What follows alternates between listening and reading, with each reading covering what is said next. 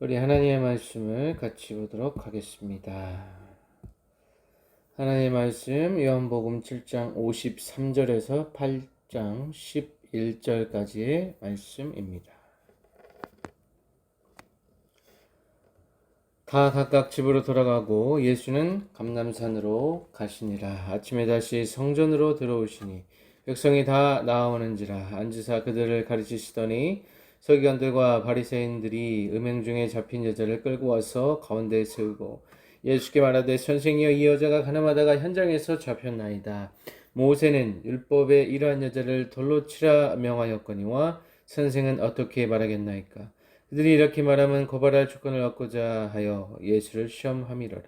예수께서 몸을 굽히사 손가락으로 땅에 치시니 그들이 묻기를 마지 아니하는지라. 이에 일어나 이르시되 너희 중에 죄 없는 자가 먼저 돌로 치라 하시고 다시 몸을 굽혀 손가락으로 땅에 치시니 그들이 이 말씀을 듣고 양심의 가책을 느껴 어른으로 시작하여 젊은이까지 하나씩 하나씩 나가고 오직 예수와 그 가운데 섰는 여자만 남았더라. 예수께서 일어나사 여자 외에 아무도 없는 것을 보시고 이르시되 여자여, 너를 고발하던 그들이 어디 있느냐? 너를 정죄한 자가 없느냐? 대답하되 주여 없나이다. 예수께서 이르시되 나도 너를 정죄하지 아니하노니 가서 다시는 죄를 범하지 말라 하시니라. 아멘.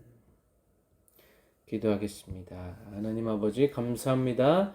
오늘도 복된 주일 허락하여 주시고 주님 앞에 말씀 앞에 서게 됩니다.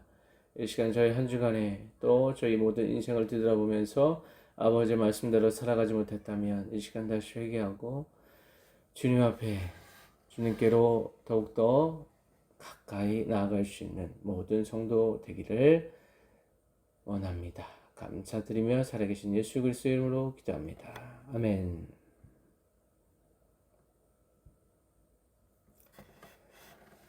우리가 계속해서 요한복음 말씀으로 하나님의 은혜를 나누고 있습니다. 요한복음의 수많은 이야기 가운데 오늘의 이야기는 가늠하다 잡힌 한 여인의 이야기입니다. 성경에서 가장 극적인 하나님의 은혜를 입은 그런 경우라고 볼 수가 있습니다. 예수님께서 이제 자신의 사역과 인격과 또 자신의 사명을 드러내면서 유대의 종교 지도자들은 이제 예수님을 어떻게 하면 잡아 죽일까라는 생각을 하고 있었습니다. 그래서 우리가 지난주에 또 살펴보았듯이 주님께서 자신의 이제 신원에 대해서 그리고 자신의 사역에 대해서 그리고 자신이 이제 어떠한 일을 그들에게 펼칠 것인가에 대해서 주님께서 얘기하고 계시는데 지난주에는 우리가 살펴보기를 율법에 관하여서 예수님께서 진정한 메시아인가 또 그 메시아로 인하여서 사람들이 이제 미혹당한다고 이제 바리새인들이나 이제 당국자들이 율법에 대해서 논하고 있습니다. 그래서 그 율법에 대해서 예수님께서 다시 확립하여 주시고 이제는 바리새인들과 대제사장들의 그들의 기득권을 위협하는 이제 그 세력으로 더욱더 확실하게 잡아가고 있었습니다. 이것이 예수님께서 이 땅에 오신 이후 예수님께서 우리를 위하여서 십자가에 못 박혀 죽으시기 위하여서 자신이 어떤 분이신가를 드러내고 또 자신이 참된 양식이다. 참된 하늘의 양식이다. 라고 말씀하시고 또 자신이 이제 생수의 강이다. 이렇게 얘기하셨습니다. 그래서 이 생수의 강이라는 것은 결국 예수님을 믿는 자들이 받을 성령을 가리켜서 말씀하신 것이다. 그래서 물이 바다를 덮은 같이 이 생수의 강이 성령이 온 세상과 그리고 한 영혼 예수 그리스도를 믿는 모든 자들에게 마치 생수와 같이 강물이 흐르는 것 같이 그 안에서 살아 역사하시는 성령의 역사를 보게 될 것이다 라는 말씀을 우리가 지난주에 살펴보았습니다. 그러한 일이 있은 후에 이제 예수님은 점점 죽음의 길로 나아가고 있는데 53절 말씀을 보면 이제 초막절이 끝나고 예수님과의 그 대화, 논쟁이 끝난 후에 다 각각 집으로 돌아갔다라고 표현하고 있습니다. 니고데모를 포함한 대제사장들 그리고 바리새인들이 떠나갔다는 것이고 또 모든 그 무리들도 각각 집으로 돌아갔다라는 것입니다. 당시 초막절을 경축하는 이 행사가 이제 끝이 나고 이제는 모두가 일상으로 돌아간 모습을 묘사하면서 이제 새로운 만남에 대해서 이야기하고 있습니다. 1절 말씀, 8장 1절 말씀 보면 예수는 감난산으로 가시니라 라고 표현되어 있습니다. 요한복음에서 유일한 언급이라고 볼 수 있고 이 감난산이란 곳은 예루살렘 부근에 위치해 있고 또 예수님께서 주로 거하시는 곳이라고 해석하는 학자들도 있습니다.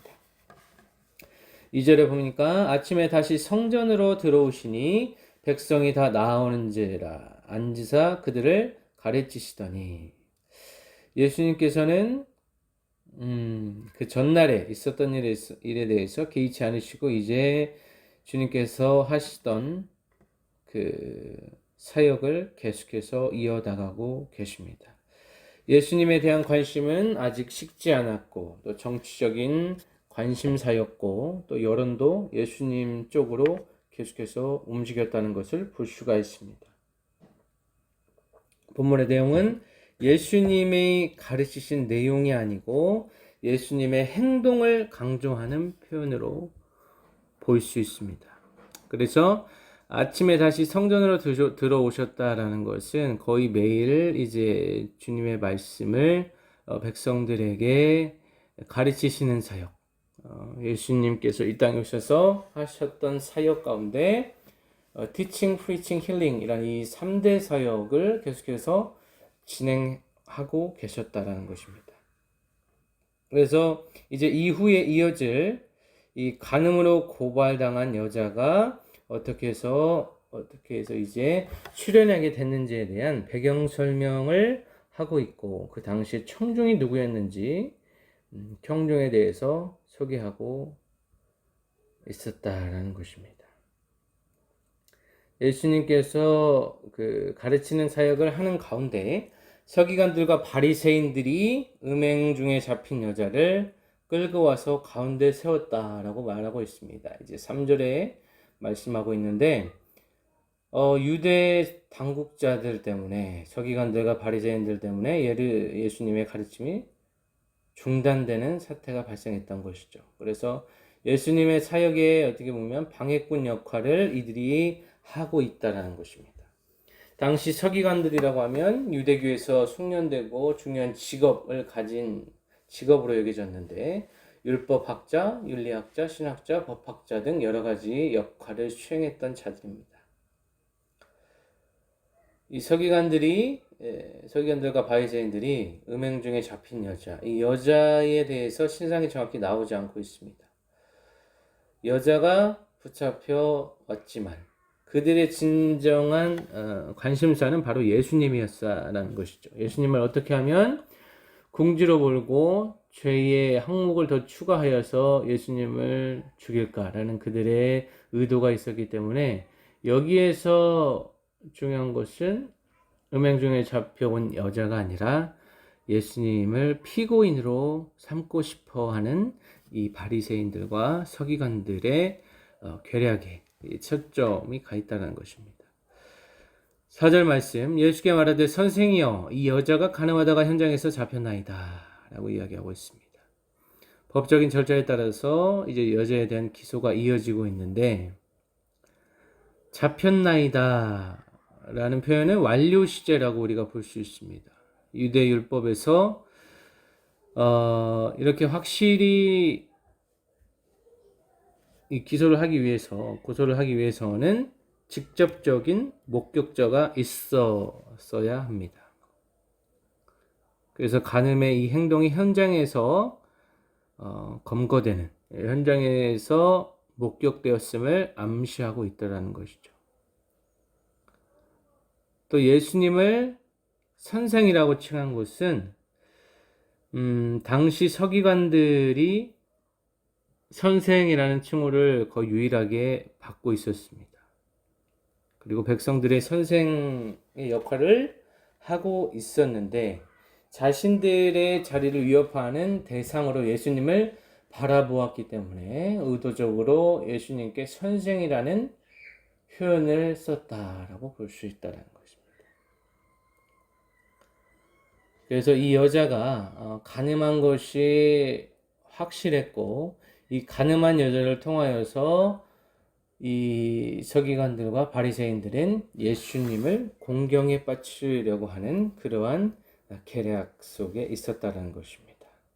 그러면서 5절에 보면 모세는 율법에 이러한 여자를 돌로 치라 명하였거니와 선생은 어떻게 말하겠나이까 이렇게 이야기하고 있습니다. 이제 율법에 대해서 계속해서 예수님께 도전하고 있죠.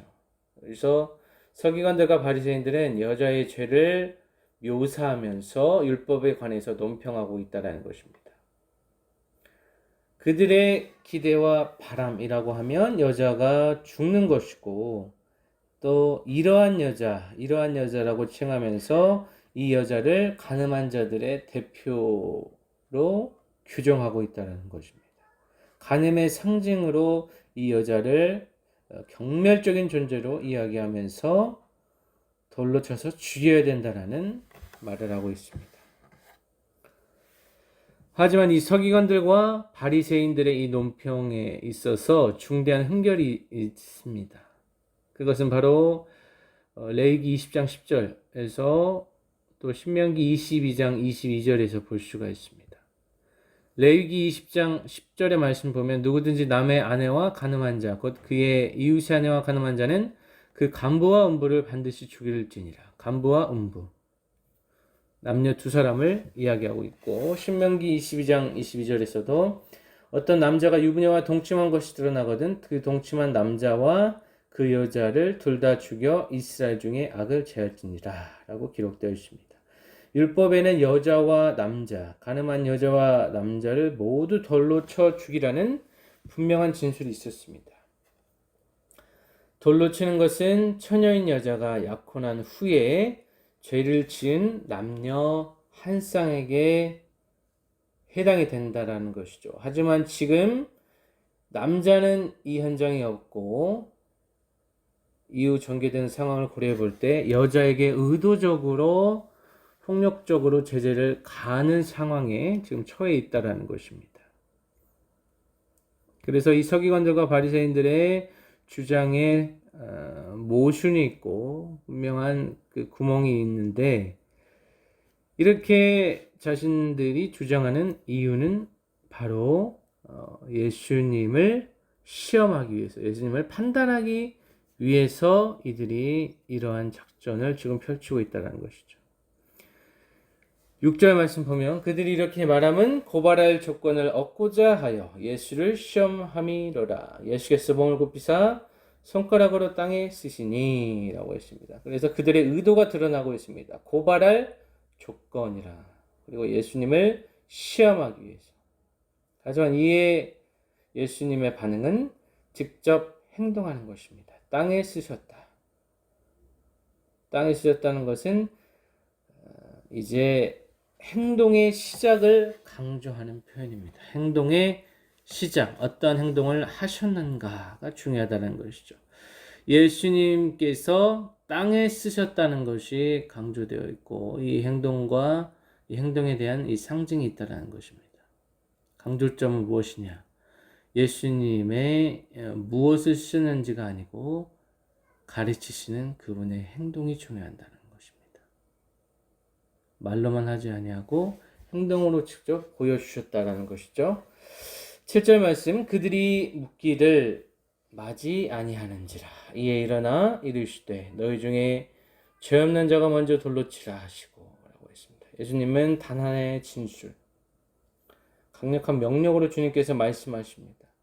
여자를 심판할 자격이 있는 사람이 과연 누가 있을 것인가? 이 중에 죄 없는 자가 누가 있을 것인가? 죄 없는 자는 예수님 뿐이었죠. 그래서 예수님의 취지는 죄 없는 자만이 심판할 수 있다. 즉 내가 너희를 심판하러 온 재판관이고 심판주다라는 것을 우회적으로 나타내고 있습니다. 말 그대로 전혀 죄가 없는 자가 심판할 수 있다라는 것입니다.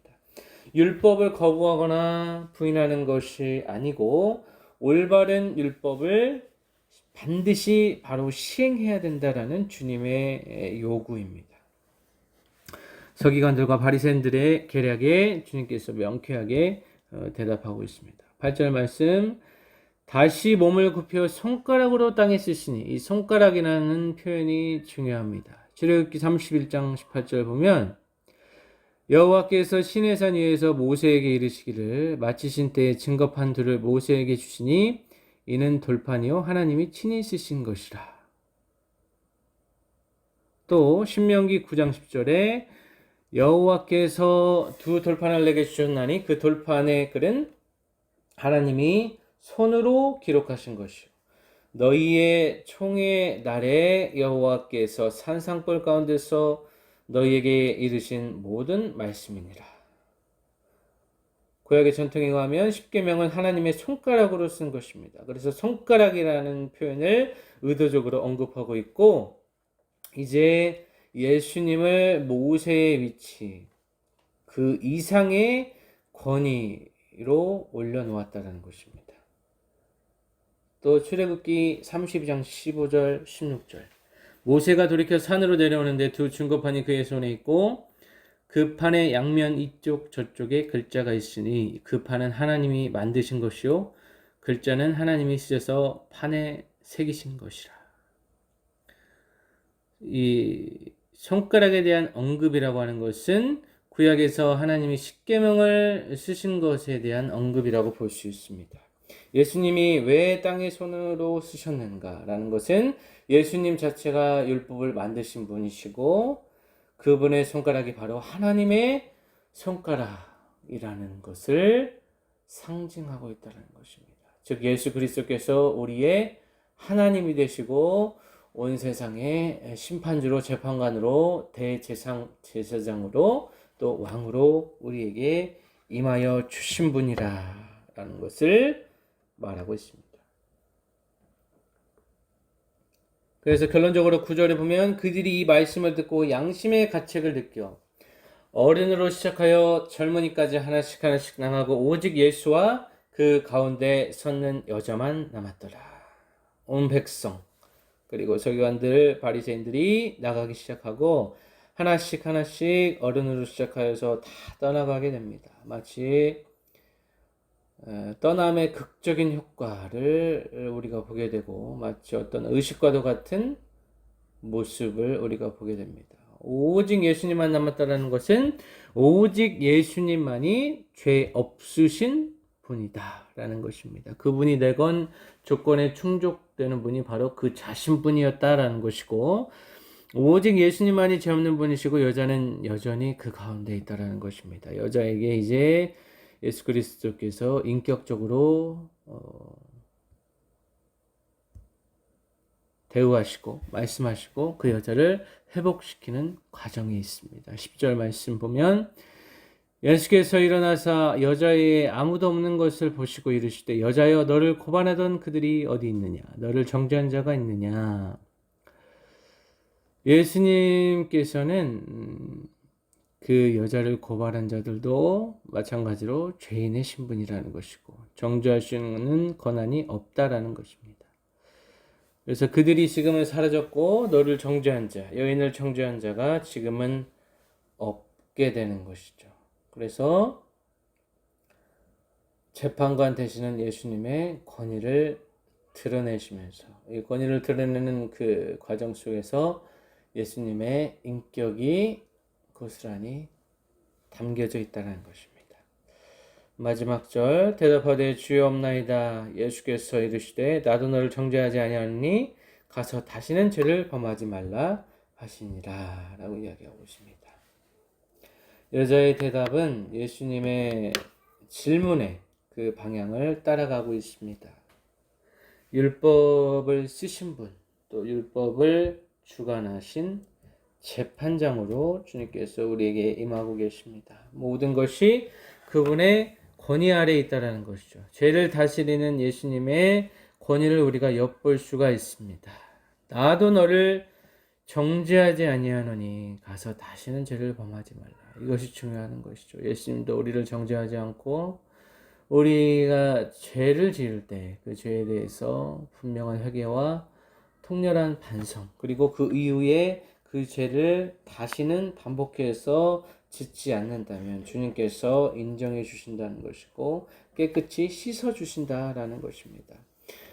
주님께서 이 땅에 율법의 청시자로 율법을 친히 기록하신 분으로 오셨습니다. 그분 앞에서 사람들은 예수님의 신앙과 정체를 알아보지 못하고 오히려 주님을 죽이기 위하여서 율법의 창시자이시고 심판자이신 그분을 그들의 계략 속으로 또 예수님을 죽이기 위한 음모 속으로 예수님을 시험하고 있지만 예수님께서는 하늘의 지혜로 하나님의 때가 아직 이르지 않았기 때문에 그들을 가르치시고 계속해서 사랑으로 그들을 보듬으시고 그렇게 하신 이유는 그들이 돌이켜서 이제 자신의 백성으로 하나님의 백성으로 살기를 원하시기 때문에 주님께서 이렇게 하시는 것입니다. 주님께서 말씀하시는 것은 우리를 정죄하려는 것이 아니고 우리를 사랑하시고 다시는 그 죄 가운데 살아가지 않도록 주님께서 오늘도 우리에게 말씀하고 있다는 것입니다. 가늠한 여자, 우리가 세상적으로 볼 때는 아주 큰 죄를 지은 자 같지만 그 가늠한 자와 같이 우리도 날마다 마음으로 생각으로 죄를 짓고 있다는 것이죠. 또 행동으로 죄를 짓고 있습니다. 가늠한 여자가 곧 우리의 실상이 되는 것입니다.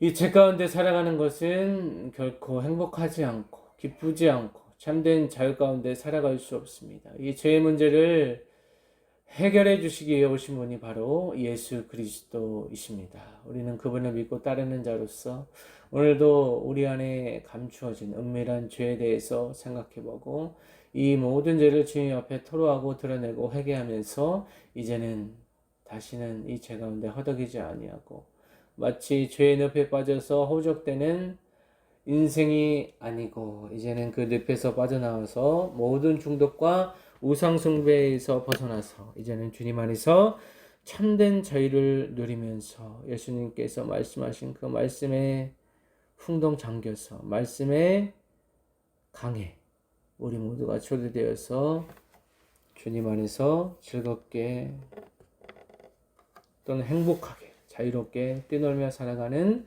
모든 성도의 인생이 되시기를 예수 그리스도의 이름으로 간절히 축원합니다.